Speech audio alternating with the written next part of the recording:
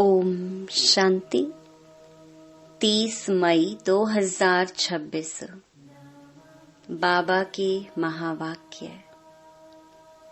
मीठे बच्चे, अपना सब कुछ ईश्वरीय सेवा में सफल कर भविष्य बना लो, क्योंकि मौत सिर पर है। प्रश्न: ज्ञान सुनते हुए भी बच्चों में उसकी धारणा क्यों नहीं होती है? उत्तर: क्योंकि विचार सागर मंथन करना नहीं आता है। बुद्धि योग देह और देह के संबंधों में लटका हुआ है। पहले जब बुद्धि से मोह निकले तब कुछ धारणा भी हो।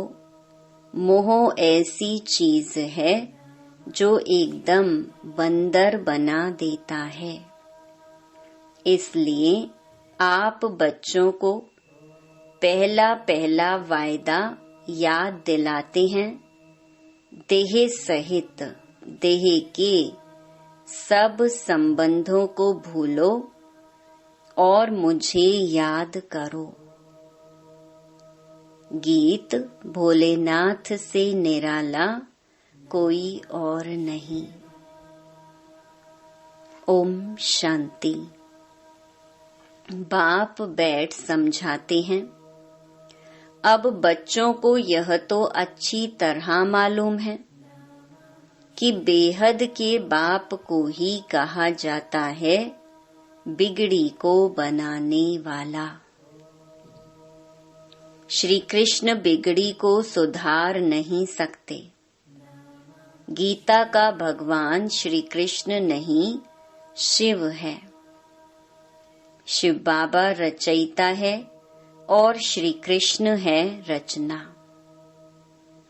स्वर्ग का वर्षा देने वाला स्वर्ग का रचयिता ही हो सकता है। यही भारत की मुख्य बड़े ते बड़ी भूल है। श्री कृष्ण को बाबा कोई कह नहीं सकता। वर्षा बाबा से ही मिलता है और भारत को ही मिला था। भारत में ही श्री कृष्ण सहजादा, राधे शहजादी गाई हुई है। महिमा ऊंच ते ऊंच एक बाप की है। श्री कृष्ण है ऊंच ते ऊंच रचना, विश्व का मालिक। उनको कहा जाता है सूर्यवंशी डेइटी डिनाइस्टी।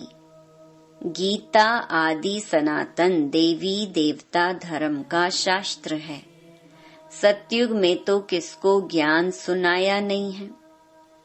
संगम पर ही बाप ने सुनाया है। चित्रों में भी पहले यह सिद्ध करना है। दोनों के चित्र देते हैं। गीता का भगवान यह रचयिता है जो पुनर्जन्म रहित है, न कि श्री कृष्ण रचना। तुम जानते हो, शिव बाबा ही हीरे तुल्य बनाते हैं। गाया भी जाता है हीरे तुल्य कौड़ी तुल्य। बच्चों की बुद्धि में यह रहना चाहिए कि बाप का फरमान है, तुम मुझे याद करो और वर्षे को याद करो। वह है बेहद का बाप। कृष्ण तो है हद का मालिक। भल विश्व का राजा बनता है, शिव बाबा तो राजा नहीं है ना। गीता की वास्तव में बड़ी महिमा है। साथ साथ भारत की भी महिमा है। भारत सब धर्म वालों का बड़ा तीर्थ है। सिर्फ कृष्ण का नाम डालने के कारण सारा महत्व उड़ गया है। इस कारण ही भारत कौड़ी तुल्य बन गया है तो ड्रामा अनुसार, परंतु सावधान करना होता है। बाप समझाते बहुत अच्छी रीति है। दिन प्रतिदिन गुह्य बातें सुनाते रहते हैं तो फिर पुराने चित्रों को बदलकर दूसरा बनाना पड़े। यह तो अंत तक होता ही रहेगा। बच्चों को बुद्धि में अच्छी रीति रखना चाहिए। शिव बाबा हमको वर्षा दे रहे हैं। कहते हैं मामेकम याद करो तो विकर्म विनाश होंगे। कृष्ण को याद करने से विकर्म विनाश नहीं होंगे। वह सर्वशक्तिमान तो है नहीं। सर्वशक्तिमान बाप है। वर्षा भी वह देते हैं। मनुष्य कृष्ण को ही याद करते रहते हैं। अच्छा समझो कृष्ण ने कहा है। वह भी कहते हैं देह के संबंध छोड़ मामेकम याद करो। आत्मा तो बाप को याद करेगी ना। कृष्ण तो सभी आत्माओं का बाप नहीं है। यह सब विचार सागर मंथन कर बुद्धि में धारण करना चाहिए। कोई कोई मोह में फंसने के कारण फिर धारणा नहीं कर सकते हैं। तुम गाते आए हो और संग तोड़ आप संग जोड़ेंगे। मेरा तो एक दूसरा ना कोई। परंतु मोह फिर ऐसी चीज है जो एकदम बंदर बना देते हैं। बंदर में मोह और लोभ बहुत होता है। साहूकार लोगों को भी समझाया जाता है कि अभी मौत सामने खड़ा है। ये सब ईश्वरीय सेवा में लगाओ, भविष्य बना लो। परंतु बंदर मुआफिक लटक पड़ते हैं, छोड़ते नहीं हैं। बाप कहते हैं जो भी देह सहित देह के संबंध हैं उनसे बुद्धि योग हटाओ। बाप की श्रीमत पर चलो। तुम कहते हो यह धन बाल बच्चे आदि सब ईश्वर ने दिया है। अब वह खुद आए हैं, कहते हैं तुम्हारा यह धन दौलत आदि सब खत्म हो जाना है। किनकी दबी रही धूल में अर्थक्वेक आदि होगी, ये सब खलास हो जाएगा। एरोप्लेन गिरते हैं व आग आदि लगती है तो पहले पहले अंदर चोर घुसते हैं जब तक पुलिस आई। तो बाप समझाते हैं बच्चे देहधारियों से मोह निकालना चाहिए। मोह जीत बनना है। देह अभिमान है सबसे पहला नंबर दुश्मन। देवताएं देही अभिमानी हैं। देह अभिमान आने से ही विकारों में फंसते हैं। तुम आधा कल्प देह अभिमानी रहते हो।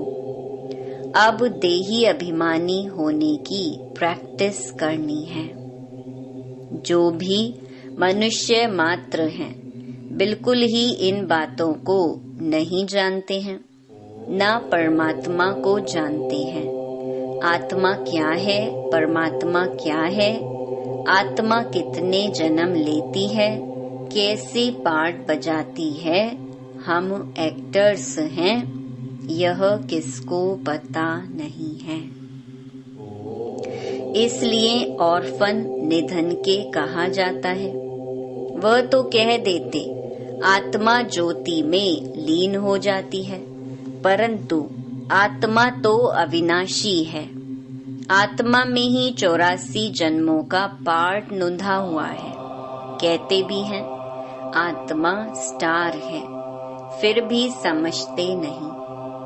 आत्मा सो परमात्मा कह देते हैं, बाप को बिल्कुल जानते नहीं। आत्मा के लिए भी कहते हैं भ्रकुटी के बीच में सितारा चमकता है।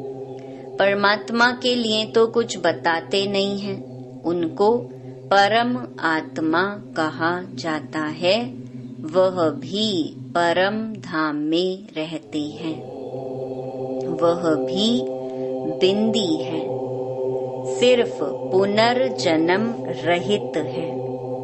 आत्माएं पुनर्जन्म में आती हैं। परमात्मा के लिए कहा जाता है ज्ञान का सागर, आनंद का सागर, पवित्रता का सागर है। देवताओं को यह वर्षा किसने दिया? बाप ने। सर्वगुण संपन्न, 16 कला संपूर्ण। इन देवताओं जैसा अभी कोई है नहीं।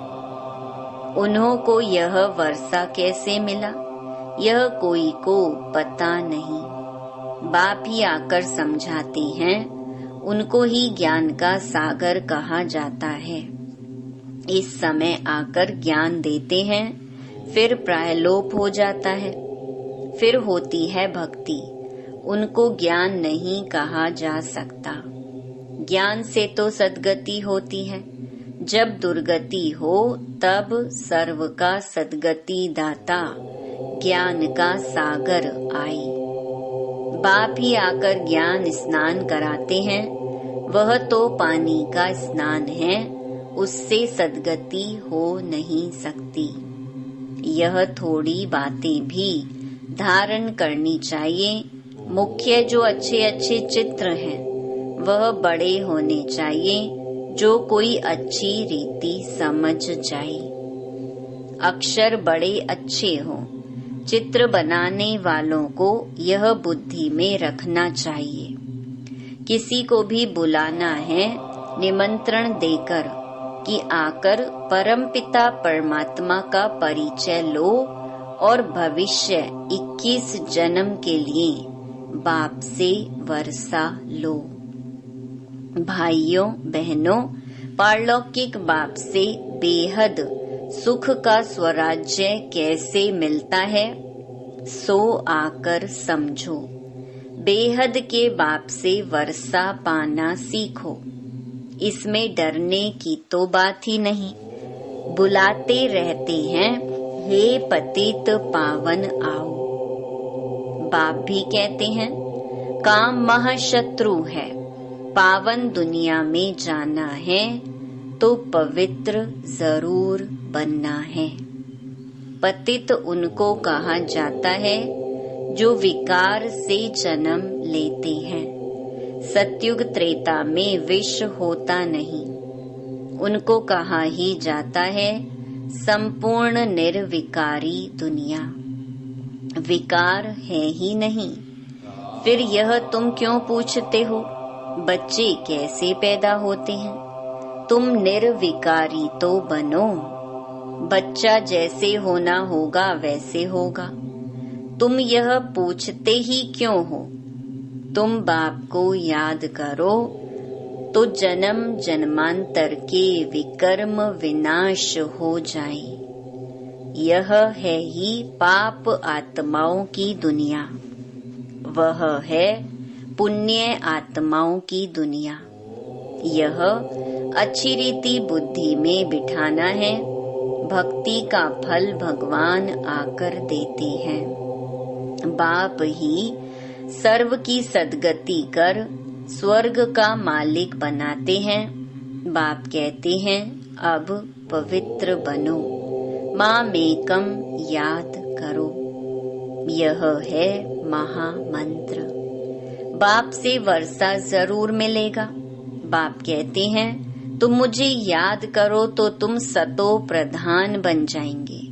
सीढ़ी पर समझाना है। दिन प्रतिदिन हर चीज सुधरती जाती है। इनमें क्लियर कर लिखना है। ब्रह्मा द्वारा आदि सनातन देवी देवता धर्म की स्थापना। जब आदि सनातन देवी देवता धर्म था तो और कोई धर्म नहीं था।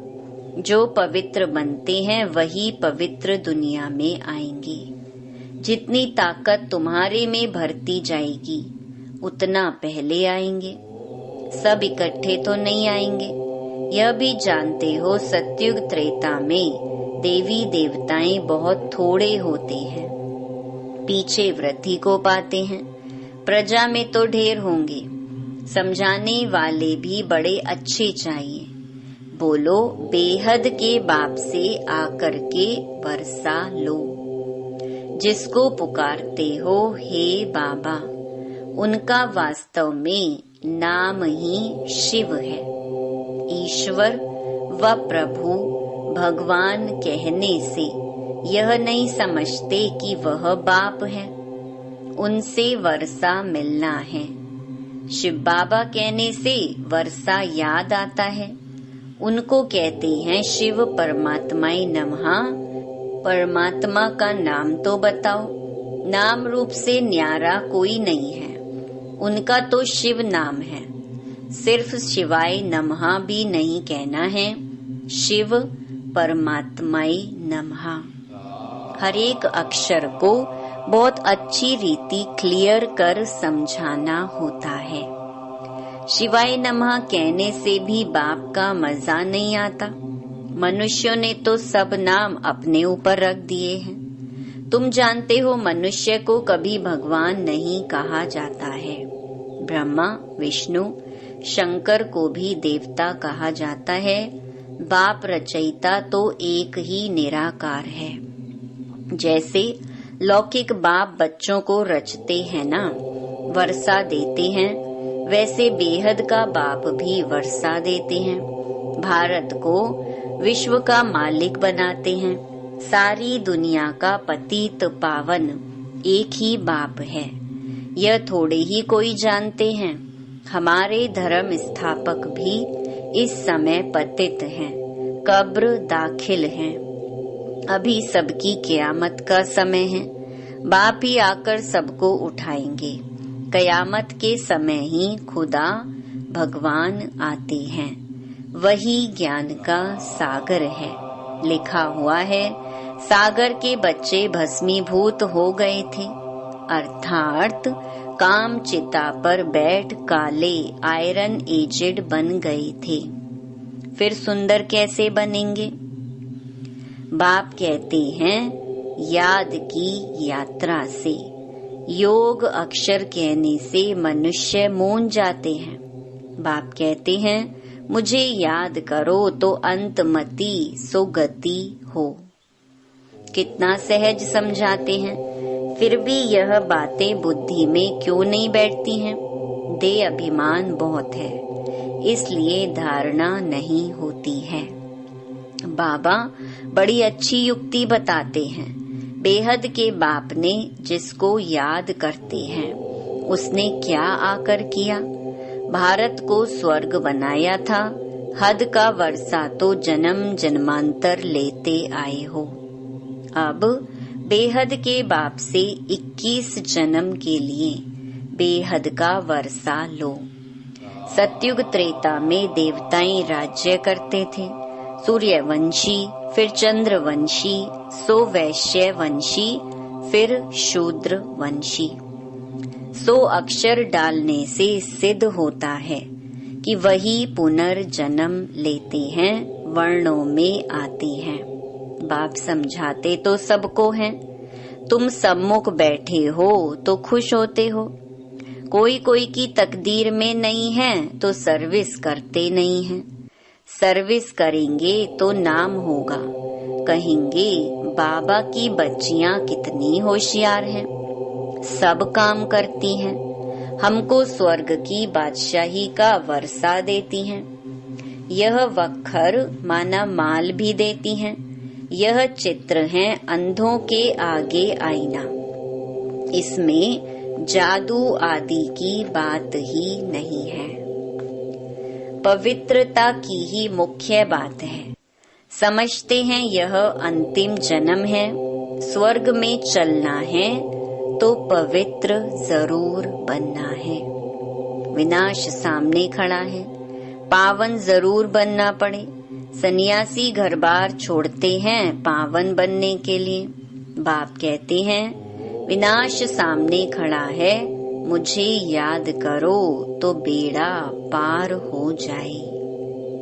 अच्छा, मीठे मीठे सिकिलधे बच्चों प्रति माता पिता बाप दादा का याद प्यार और गुड मॉर्निंग। रूहानी बाप की रूहानी बच्चों को नमस्ते। धारणा के लिए मुख्य सार। पहला, विनाश के पहले अपना सब कुछ सफल करना है। यह कयामत का समय है, इसलिए पावन जरूर बनना है। दूसरा, देहधारियों से मोह निकाल मोहजीत बनना है। देह अभिमान जो पहला नंबर दुश्मन है, उस पर विजय पानी है और सब संग तोड़ बाप से बुद्धि योग जोड़ना है। वरदान, याद के मंत्र द्वारा संकल्प और कर्म में अविनाशी सिद्धि प्राप्त करने वाले सिद्धि स्वरूप भव। आप बच्चे ऑलमाइटी गवर्नमेंट के मैसेंजर हो, इसीलिए कोई से भी डिस्कस करने में अपना माइंड डिस्टर्ब नहीं करना। याद का मंत्र यूज करना, जैसे कोई वाणी से या अन्य किसी तरीके से वश नहीं होते हैं तो मंत्र जंत्र करते हैं। आपके पास आत्मिक दृष्टि का नेत्र और मन मनाभव का मंत्र है, जिससे अपने संकल्पों को सिद्ध कर सिद्धि स्वरूप बन सकते हो। स्लोगन, एक्शन कॉन्शियस के बजाय सोल कॉन्शियस बनो। ये व्यक्त इशारे सदा अचल अडोल एकरस स्थिति का अनुभव करो। एकरस का अर्थ यह नहीं कि पुरुषार्थ की रफ्तार सदा एक जैसी हो। एकरस अर्थात सदा उड़ती कला की महसूसता रहे। सर्व संबंधों की अविनाशी तार एक से जुटी हुई हो। एक बाप दूसरा ना कोई, यह दृढ़ संकल्प हो। एक भी संबंध कम ना हो। सर्व संबंधों की डोर एक से बंधी हुई हो, तब एक रस स्थिति स्वतः रहेगी। अच्छा, ओम शांति।